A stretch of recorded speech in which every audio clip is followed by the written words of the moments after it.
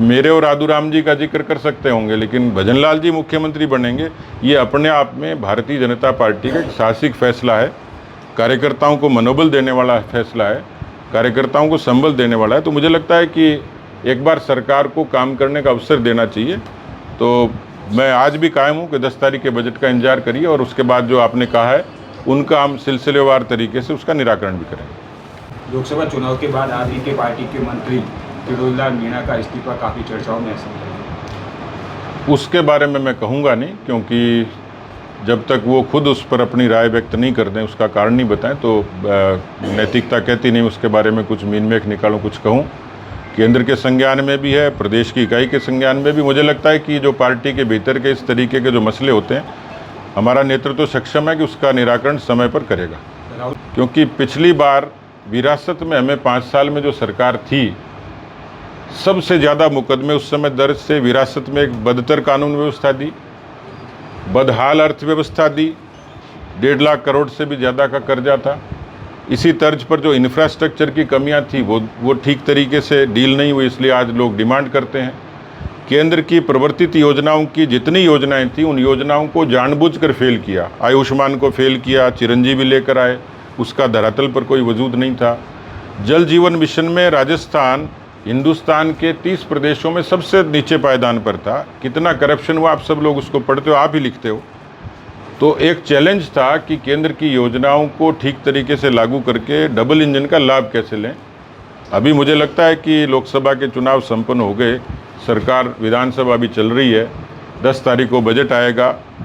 मैं इतना कह सकता हूं कि ये जो बजट आएगा वो जनता की आकांक्षाओं का बजट होगा, हर तबके के लिए होगा और अभिनव होगा। राजस्थान की जनता की अपेक्षाओं पर खरा उतरने वाला बजट होगा। तो मुझे लगता है 10 तारीख तक आप लोगों को इंतजार भी करना चाहिए। उसमें बहुत सारी घोषणाएं समाहित हैं, पर इतना कह सकता हूं कि भजनलाल जी की सरकार एक ईमानदार सरकार है। एक सामान्य कार्यकर्ता को मुख्यमंत्री के पद पर बैठाना, ये मुझे लगता है मिरेकल जैसा था, कोई सोच भी नहीं सकता था। राहुल गांधी के बयान के बाद पूरे प्रदेश में लगातार जो है वो विरोध प्रदर्शन हो रहा है, इस पर क्या कहना है? देखिए, मुझे लगता है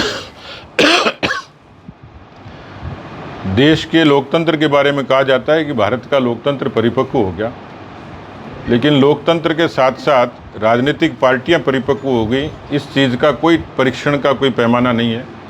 नेता परिपक्व हो गए, इसका कोई पैमाना नहीं है। और अभी भी नेता परिपक्व नहीं हो, उसका पैमाना राहुल गांधी है।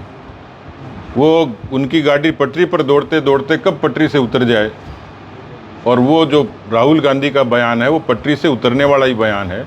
लोगों ने कहा कि राहुल गांधी ने नेता प्रतिपक्ष के नाते अच्छा भाषण दिया, पर एक कमी छोड़ दी, यानी एक पूरी कम्युनिटी को कोई व्यक्ति ऐसे कैसे टारगेट कर सकता है। या तो उनके भाषण लिखने वाला कोई गलत व्यक्ति बैठा है, उनको उसके बारे में दुरुस्त करना चाहिए।